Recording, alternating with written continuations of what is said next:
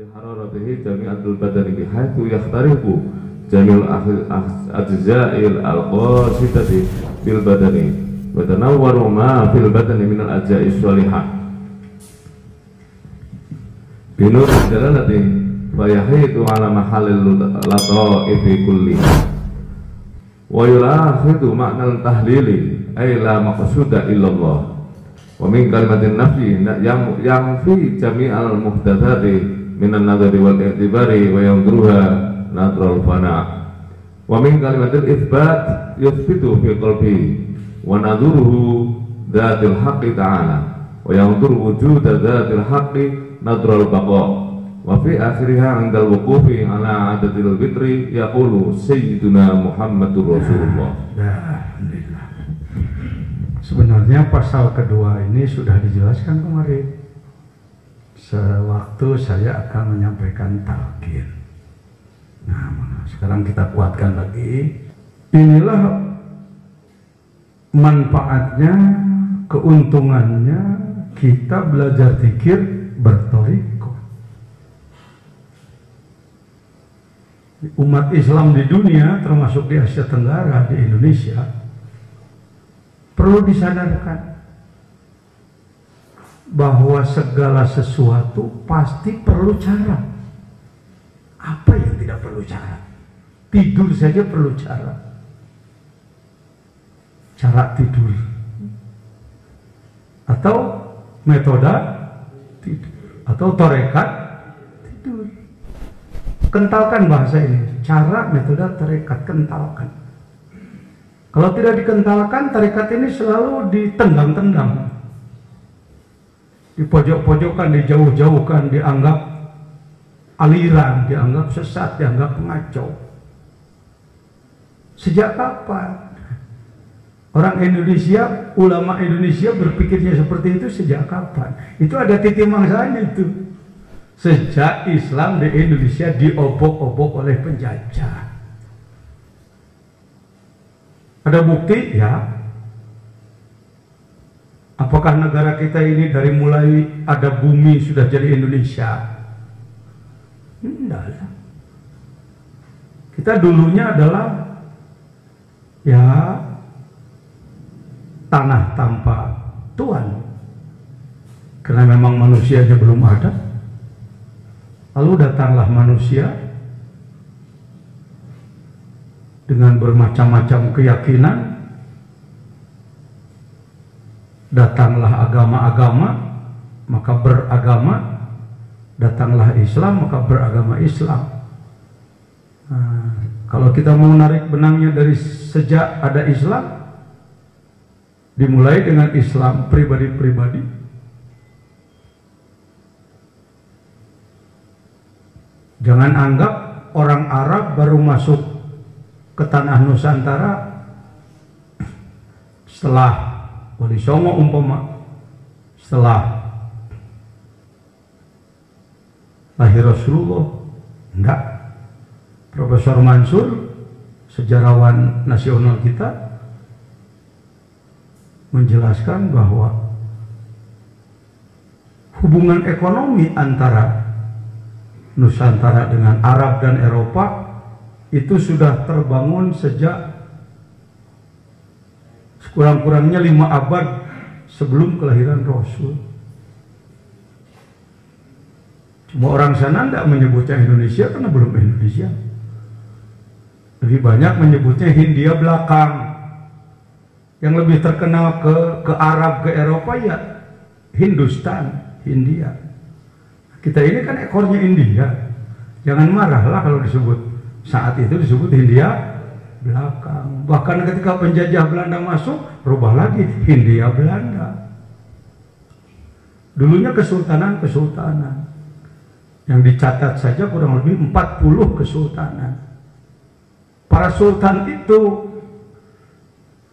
insya Allah semuanya adalah ahli tasawuf, ahli tarekat. Bagaimana menjadi pemimpin yang memiliki kekuatan tinggi kalau tanpa ilmu kemanunggalan, tanpa ilmu yang sangat mendekatkan kepada Allah? Maka jangan heran para sultan rata-rata disebut sakti. Sebenarnya mereka tidak mencari kesaktian. Disitulah dirasakan bahwa tarekat diperlukan oleh para pemimpin negara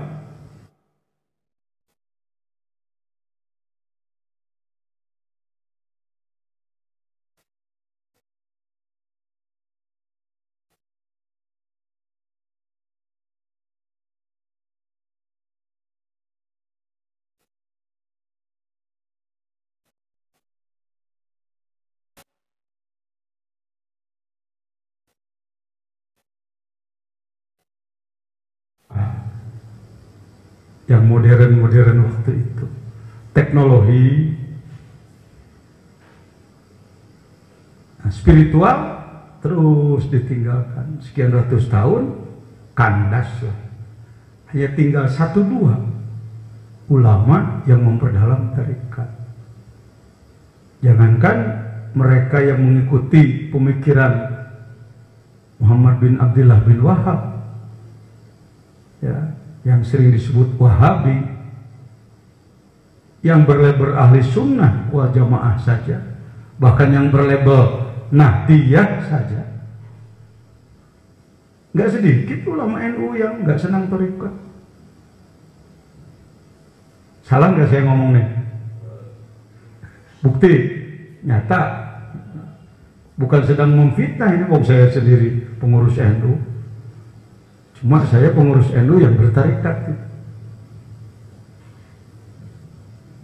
Tidak sedikit, bahkan mayoritas dari kalangan kita sendiri gak senang tarekat.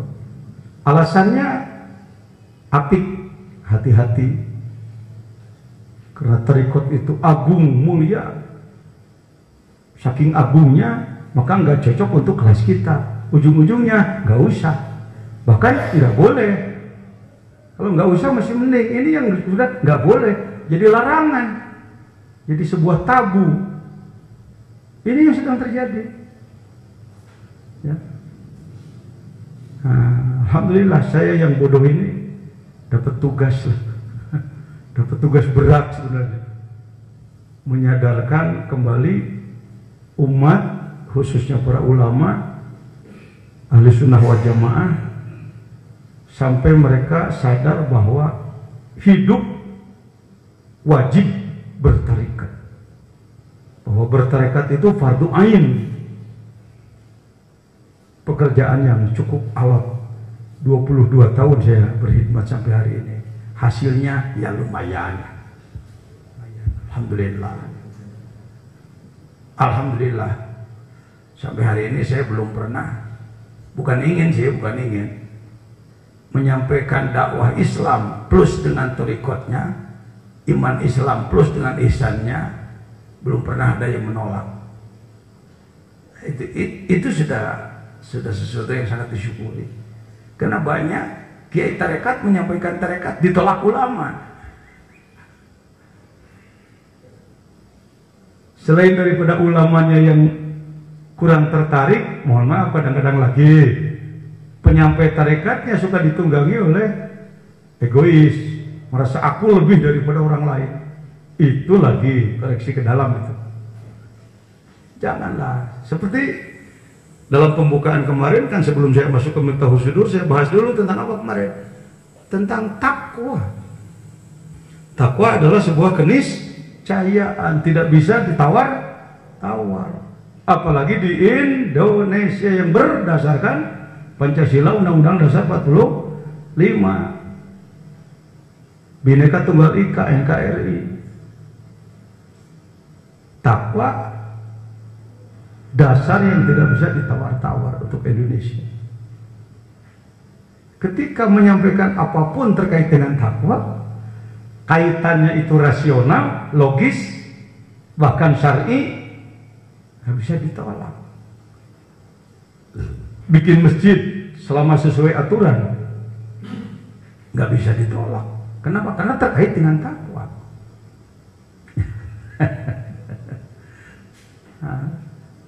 Apa tarekat nggak ada kaitannya dengan takwa? Gitu aja di situ. Ini perlu saya sampaikan. Jangan sampai tarekat menjadi sesuatu yang tersembunyi seumur hidup. Kenapa zaman Rasulullah katanya talqin itu, sebelum talqin Rasulullah bertanya, hal fikum gurib, apakah di antara kamu ada gurib? Gurib itu ada non muslim, non Islam. Lah, barulah Rasul memberikan talqin. Aglikil bab, tutuplah pintu. Banyak ahli tarekat yang sampai sekarang kalau mau talqin harus tutup pintu, karena Rasulullah melakukan seperti itu.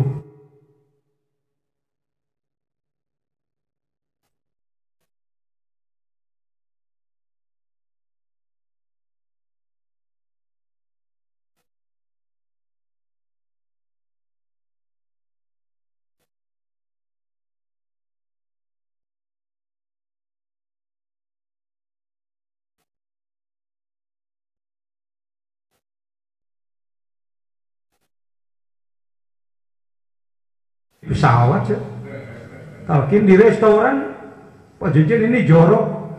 Kalau dinilainya oleh kamu, saya nggak usah repot lah. Kamunya juga sama bodoh dengan saya atau lebih bodoh. Ya,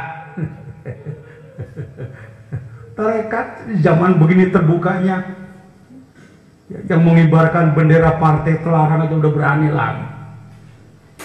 Yang mengibarkan bendera apa itu, ya sebutlah sesuatu yang pernah dilarang atau ketahuan jeleknya dulu, orang berani di Indonesia, apalagi menyampaikan tarekat. Baik, itu obrolan aja sedikit lah, tapi ngobrol juga mungkin lumayan manfaat ya, karena di situ strategi kita. Pak, kalau orang ngerti pentingnya tarekat, semua ada kegiatan begini, mungkin tempat segini nggak cukup. Coba kalau ada pengumuman bahwa ada bos besar dari negara anu membagi-bagi uang, membagi-bagi amplopnya 500 ribuan, kira-kira panitia berani dan nahan orang? Nggak kuat, Pak. Saking pentingnya apa? Duit. Kalau ada lagi pengumuman bahwa ada sebuah perusahaan besar mendapatkan untung besar dan dia bersedekah membagi-bagikan tiket pesawat dari mulai Singapura atau yang dekat ke Bali domestik, ke Batam, agak jauh sedikit ke Bangkok, agak jauh lagi ke Jeddah, PP umroh, atau ke Swiss atau kemana, gratis dibagi-bagikan 10.000 tiket. Kira-kira orang berbondong-bondong nggak? Karena dapat tiket kemana? Ini yang sedang diobrolkan di sini, tiket ke alam lahut.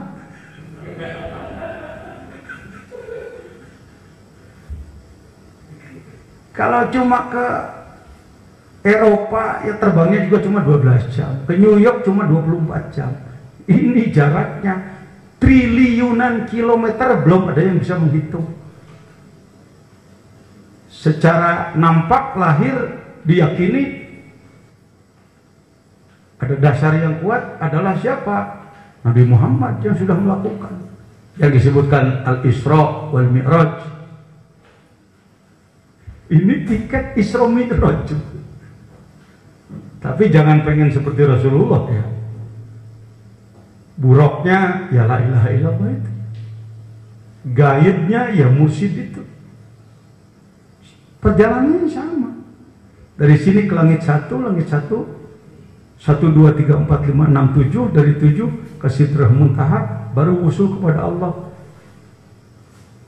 Karena orang nggak paham wusul sih. Kalau nggak dengar Jakarta, ya nggak tahu rute Jakarta. Kalau nggak mengenal wusul, bagaimana tahu mulki malakut jabarut lahut? Di kampung kami di Sunda ada istilah di talapung siapa yang nggak lam jabarut. Gua tendang lu ke alam jabarut. Jadi kalimatnya masih ada sisa-sisa. Ini fosil ini. Kalau arkeologi itu fosil. Bagi ulama peneliti ini diteliti. Kenapa? Di Jawa Barat ada istilah jabarut. Gua tendang lu ke alam jabarut. Lu ngomong jabarut apaan? Nggak tahu. Kakek gua aja ngomong begitu. Nah ini bagi saya artinya tarekat tadinya sudah memasyarakat. Sudah memasyarakat. Yang namanya manakiban, banyak orang yang belum bertarekat tapi suka manakiban.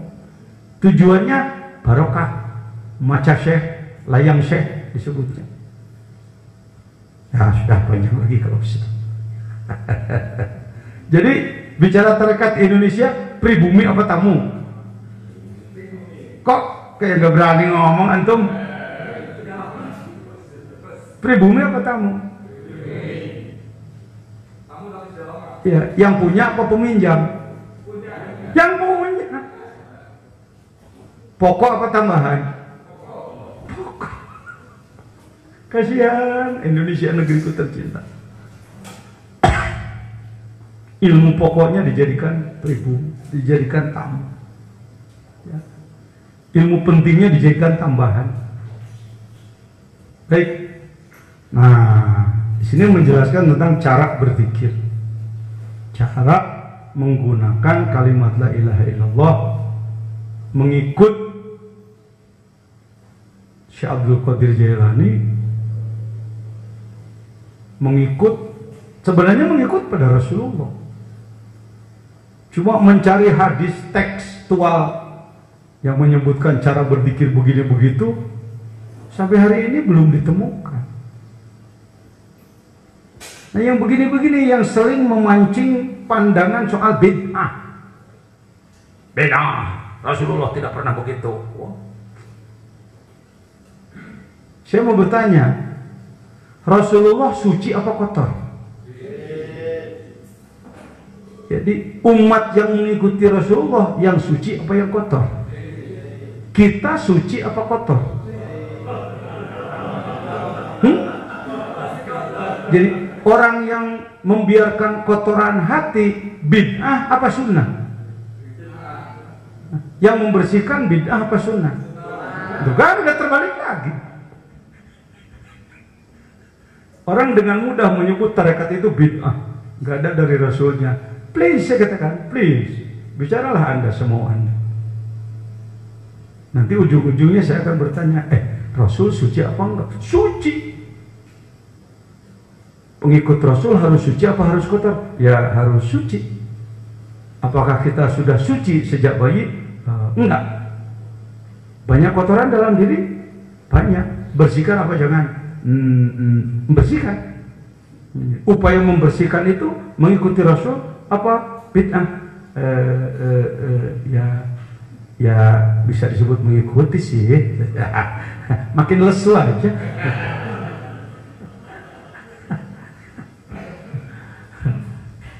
Itu kadang-kadang maka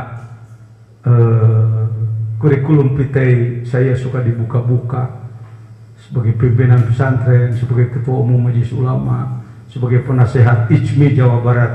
Kenapa sih suka disebut penasehat IJMI? Kaum intelektual sekarang banyak yang meremehkan tarekat tasawuf, merasa paling berpendidikan karena dia lama sekolah, ya, lama sekolah dan lain sebagainya. Nah, mana lebih tinggi antara Anda yang baru sebagai dosen dan orang yang sudah terpilih menjadi pengurus IJMI? Insya Allah dari satu sisi bisa jadi orang diposisikan menjadi pengurus IJMI karena dia cendekiawan yang lebih dikenal. Nah, yang menasehati orang IJMI siapa? Ya penasehatnya. Kenapa dianggap menjadi penasehatnya? Dianggap memiliki kemampuan lebih tinggi daripada pengurusnya. Saya ini penasehat IJMI. Lumayan. Poin lagi.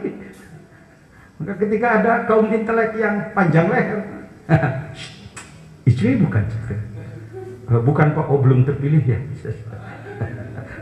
Saya baru penasehat. Supaya tidak sombong. Itu saya baru yakin yang disebutkan at-takabbur lil mutakabbir shadaqah. Sombong terhadap orang sombong jadi shadaqah. Ya. Maksudnya menunjukkan kebesaran. Ini sekedar data aja. Ketika saya dilantik Icwi, kok banyak banget benderanya di gedung Asia Afrika yang bersejarah tentang kumpulnya negara-negara se-Asia Afrika dulu. Ini Pak Aher, gubernur kami belakang. Mati nih, mati.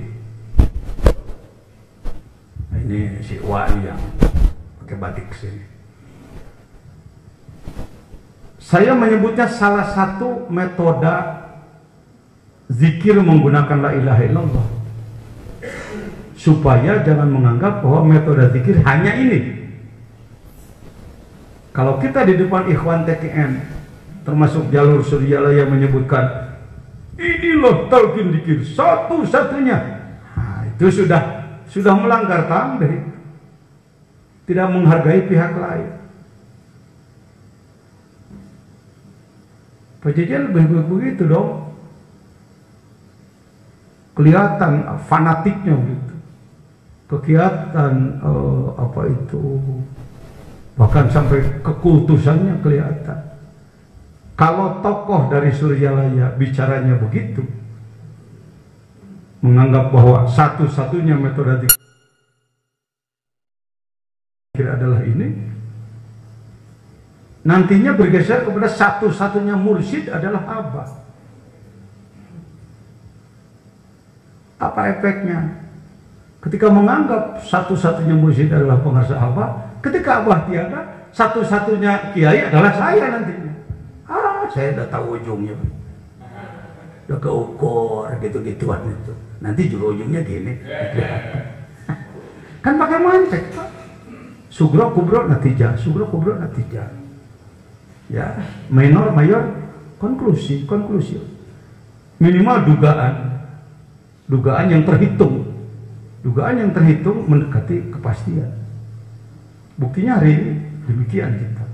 Saya senyum aja. Udah keukur, tipe-tipe begini sih, nanti ujungnya jangan pernah kita seperti itu. Yang namanya ikhwan Suryalaya pakai tambah, jangan memeriksa murid, jangan menyalahkan ajaran orang lain, apalagi jangan berubah walau disakiti orang, artinya salah-salahkan dan lain-lain. Wa kaifiyatuhu, caranya menurut jalur beliau ya, Qadiriyah Naqsyabandiyah dari jalur Syekh Khatib Sambas, ayyab dari az-zakiru, orang yang berzikir menggunakan kalimat biqaulillah min tahti surrah, ditarik dari bawah pusat, wa yamud, karena atap kepada itu tadi ya, wa yamuddaha atau wa yumiddaha, amadda yumiddu, dan memanjangkannya ucapan la hatta yantahiya, sampai selesai biha dengan la tadi ila dimaghi, di otak, pirosi, di kepala, dia menembus dari pusat sampai ke ubun-ubun.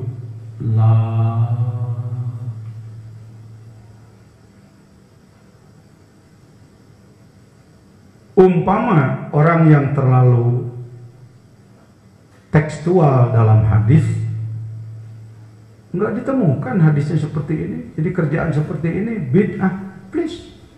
Maka saya akan menyebutnya ijtihadi, adalah ijtihad. Kalau dalam Islam tidak dibuka ruang ijtihad, repot kita Pak, repot kita. Serba tekstual, serba saklek. Kendaraan Rasul adalah unta atau kuda, maka selain itu bid'ah. Yo, gimana kita hidup? Naik ojek nggak boleh, naik kapal. Kan Rasul nggak. Makanan pokok Rasulullah adalah roti gandum dan kurma. Sedangkan kita nasi bid'ah. Bid'ah lagi. Waduh. Apa Rasul pernah pakai batik? Waduh, Pekalongan kelabakan kalau nggak Pak Rasul pernah makan pisang Ambon. Kelabakan Sukabumi. Produser pisang. Nggak sempit seperti itu. Dalam Islam ada ijtihad di levelnya masing-masing dengan persyaratan yang sangat ketat dikontrol, tidak boleh sembarangan. Pangarsa Abah Hanom menurut saya beliau layak dalam tasawuf disebut mujtahid, mujaddid. Bapak, andai tarekat ini disodorkan kepada umat, bahasa Sundanya saujratna. Apa saujratna? Seadanya, sesuai aturannya yang sangat ketat. Terus terang, orang-orang di kelas kita gak layak jadi murid tarekat. Saya menyebutnya pengarsa Abah itu mujaddid ibarat balung sapi. Balung sapi itu rata-rata gede-gede loh. Tengkoraknya segede gitu. Tulang betisnya segede gitu. Tulang paha, tulang dada, tulang punggung segede gitu. Bisakah balung sapi diberikan pada bayi? Nah, tergantung kecerdasan. Kalau ada yang mengatakan nggak bisa, paham juga saya. Balung sapi segede gitu diberikan kepada bayi, matilah bayi. Tapi kalau kecerdasan digunakan, di blender, ya ditepung, masukkan mesin, keluar jadi tepung, tambah air digodok jadi bubur, kasih gula, berikan pada bayi.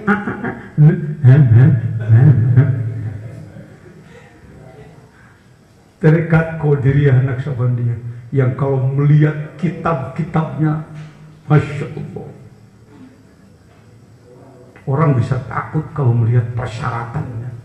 Di blender lah oleh beliau supaya orang awam pun, orang malas pun bisa mencicipi. Alhamdulillah. Nah, itulah salah satu yang disebut ijtihad. Kenapa saya ke situ? Karena menyampaikan kaifiat dzikir seperti ini oleh kawan-kawan kita yang terlalu tekstual di dalam hadis akan cepat dibuang. Bid'ah. Enggak ada dari Rasul. Maka saya panjangkan tadi. Rasul suci apa enggak? Suci. Wong beliau sudah suci sejak kecil. Buat apa cari kaifiah lagi? Sebutlah tanpa mengamalkan zikir pun beliau sudah suci sejak awal. Ya, apalagi kalau beliau mengamalkan zikir. Berani nggak mengatakan bahwa Rasul malas zikir? Nggak berani. Zikir Rasul banyak apa sedikit? Anda berani mengatakan zikir Rasul cuma sedikit? Anda melecehkan Rasul. Apa sih yang sebenarnya? Sebenarnya gua nggak mau. Sebenarnya orang nggak mau, malas, tapi nggak mau disebut salah. Rasul juga nggak pernah begitu. Pinternya belat-belit bicara. Indonesia ini pintar ngomong begitu. Baik, bila ditarik dari pusat ke ubun-ubun, ilaha diucapkan dengan lidah, seakan-akan tertulis di sebelah kanan, menembus dua latifah. Ini akan lancar memahami hal seperti ini kalau diawali dengan pemahaman kolbu yang benar, pemahaman ruh yang benar. Ketika orang menganggap bahwa kolbu adalah daging hati, apa gunanya zikir seperti ini? Karena kolbu dianggap daging hati, dan itu yang dipahami oleh 99,9%. umat Islam di dunia termasuk Asia Tenggara, Indonesia. Saya sering ngomong, kok aja ngomong Asia, susah ngomongnya juga. Kan saya syuronya di Asia Tenggara, Himpunan Ulama Nusantara Asia Tenggara, saya syuronya. Di jalur kami lah. Kalau ada organisasi lain ya please lah, please. Tapi kami juga punya jalur untuk mengurus se-Asia Tenggara ini. Ilaha seperti itu. Lihat titik bidiknya. Kenapa di Latifah Khofa ini perlu disentuh, perlu digetarkan, karena disinilah gudang sifat-sifat baik. Baik budi pekerti, meninggalkan daripada selain Allah, meninggalkan segala sesuatu selain Allah maksudnya. Plus asih apalagi? Bahkan terus ya, ini diambil dari Qatrul Guys yang kemarin saya tampilkan Arabnya. Kadang-kadang kita lagi-lagi oleh setan diplesetkan. Allah, lihat aja tulisannya juga latihan, paling karangan jejen itu. Makanya saya angkat lagi kemarin yang Arabnya. Lalu saya minta untuk membaca, ternyata kebanyakan nggak bisa lagi. Dikasih Latin menyalakan, dikasih Arabnya nggak bisa. Ya udahlah, terserah kamu sayang. Ilaha illallah, menembus 7 latifah. Sebagian guru tarekat sangat ketat di dalam mengawal latifah-latifah, sehingga peningkatan zikir latifah betul-betul dikontrol oleh guru. Murid ABCD baru latifah 1, latifah qalb. EFG sudah latifah 2. Selanjutnya demikian. Kok Suryalaya nggak begitu sih? Tergantung kebijakan sang mursyid. Bahkan ada tarekat lain, maaf, menurut pemikiran beliau perlu jelas kepangkatan gitu seolah-olah. Maka yang namanya khotam itu adalah upacara peningkatan tingkat. Namanya juga khotam. Khotmu itu ujung. Jadi upacara peningkatan tingkat.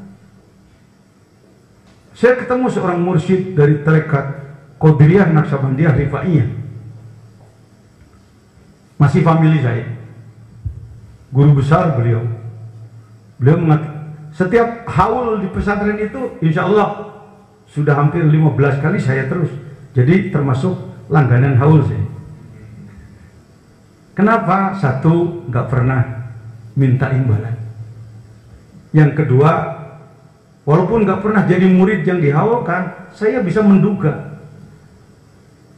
Yang dihaulkan adalah alim. Kok Pak Jajan kasyaf seperti itu? Ya masa disebut kiai sih kalau bukan alim gitu. Lalu abid ahli ibadah pasti loh. Kalau jadi kiai malas ibadah, siapa yang mengikut? Lalu saya menyebutnya sufi, seorang ahli tasawuf. Mujahid, seorang pejuang. Mengangkat 4 poin itu saja, itu nggak selesai 2 jam. Maka saya di Jawa Barat nyaris jadi pelanggan haul pesantren-pesantren besar itu. Haulnya ya jajan. Nah, beliau waktu masih hidup kepada saya bicara, ajengan, kalau di Mama di sini belum pernah khotaman. Belum pernah khotaman. Kenapa Mama belum pernah? Ya siapa yang mau ditingkatkannya, mau ditaikkan pangkatnya? Karena pemahaman beliau khotam itu peningkatan. Di Suryalaya, ikhwan yang baru nongol aja udah bisa ya latif. Itu ijtihadnya guru itu. Bersyukurlah kita punya guru sangat bijaksana. Jangan sebut maha bijaksana, yang maha Allah, tapi sangat bijaksana. Dan nggak perlu ijazah lagi khotaman. Siapa orang yang sudah mendapatkan talqin zikir TKN langsung please mengamalkan khotam dan menakibat. Ya. Tidak banyak syarat. Seorang minta talqin dimanapun, di pematang sawah juga oke. Wudhu talqin. Lagi ngopi di warung kopi saya, itu kan kopi, Pak saya punya talqin, wudhu talqin di situ. Jorok amat, bukan jorok, fleksibel. Apa pasti mengamalkan Pak? Yang datang jauh-jauh aja, sengaja datang pengen talqin, lalu mendapatkan talqin belum tentu mengamalkan. Kalau soal mengamalkan, nah, sedikit orang datang ke ahli tarekat bukan minta zikirnya, minta doa banyak rezeki. Itu urusan di dalam kalbu masing-masing lah, baca aja dari sendiri, nggak usah saya sebut. Ya, baik. Oh begitu, amalkanlah. Ini sudah teruji, diamalkan oleh ribuan bahkan jutaan manusia di dunia. Bahkan saya menduga bukan hanya umat Nabi Muhammad. Buktinya umat-umat dulu banyak walinya. Keliru kita mengatakan zaman para nabi, lalu para sahabat, selanjutnya para wali. Ini yang terkenal seperti itu. Kenapa masyarakat kita pandangannya seperti itu? Karena ketika hadarat susunannya begitu. Mula-mula kepada Nabi Muhammad, setelah Nabi, para nabi yang lain, baru sahabat Nabi, baru tabi'in, tabi'in, baru kepada para wali. Jadi seakan-akan kurun waktu itu begitu. Zaman Nabi dulu, saya tanya kepada masyarakat, duluan Nabi, duluan wali, Nabi, kata orang. Sini juga kalau saya tanya begitu, cuman nggak saya tanya aja. Jawabannya udah tahu. Duluan Nabi, duluan wali, Nabi. Seakan-akan para wali itu baru ada setelah habisnya para nabi. Saya tanya, Ashabul Kahfi wali apa nabi? Duluan Ashabul Kahfi, duluan Nabi Muhammad. Itu kan? Nyata, faktual, testimoni, bukti. Sayyidah Maryam, Ibu Maryam, nabiyah apa waliyah? Kalau ditinjau dari ilham, wahyu dari Allah, ada loh ulama yang menyebutnya dia nabiyah. Kenapa oleh Pak Jajan tidak dikembangkan aja bahwa Maryam adalah nabiyah? Sudah menjadi syarat bahwa nabi tidak boleh perempuan. Dipotong dengan itu. Maka masuknya kemana Maryam? Waliyah. Itulah yang saya sebut kemarin. Para wali itu zaman dulu, sekarang, dan nanti. Dulu, sekarang, dan nanti.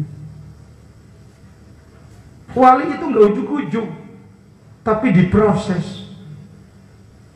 Bahkan wali boleh dari para mantan. Disebut kemarin kan? Bukan sebatas mantan kades, mantan camat, mantan orang-orang nggak bener. Contohnya Umar bin Khattab, contohnya Rabi'ah Adawiyah, sudah disebut kemarin.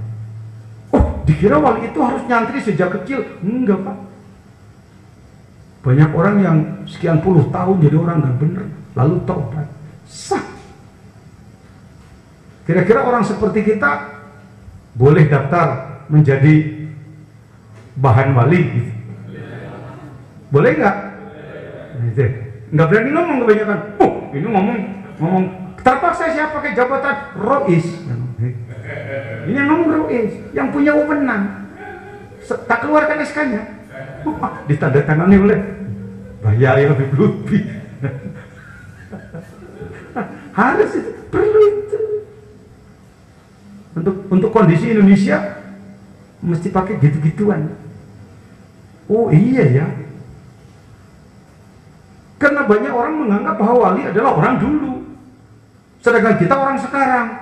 Maka orang sekarang bukan orang dulu, karena orang dulu nggak boleh mendaftarkan diri. Yang nggak boleh itu belum apa-apa sudah ngaku. Nah, itu yang nggak boleh. Sebut saja kita ini di pantai, sedangkan harus berjalan ke puncak gunung. Diperkirakan 20 km. Nah, saya mau nanya, kalau orang yang masih di pantai sudah mulai berjalan menuju puncak, bolehkah disebut ia sudah melakukan perjalanan? Ia sudah mulai melakukan perjalanan? Menuju mana?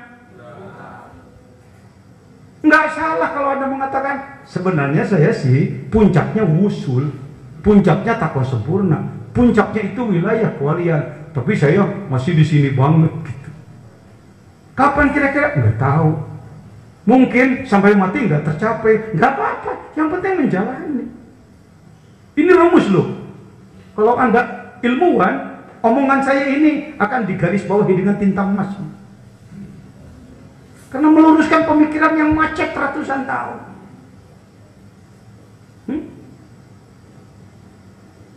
Mana mungkin dikasih uang? Gak bisa. Cari gurunya, udah nggak ada guru. Cari kitabnya, nggak ada. Jadi ya udah kita begini aja. Sesat itu. Tapi tidak akan dibubarkan oleh majelis ulama, karena yang membubarkan juga masih begitu. Ini kalau Pak Jajan udah keluar NU-nya, gayanya selalu begitu. Rata-rata ulama NU paling pinter ngolah omongan begitu. Bahasi Musadi kalau ditanya, Yai, waduh banyak orang salah paham kepada saya. Oke, biasa Yai Jajan, NU gudungnya salah paham. Maka Gus Dur mengatakan itu aja repot. Itu supaya menenteramkan hati. Baik. Salatullah salamullah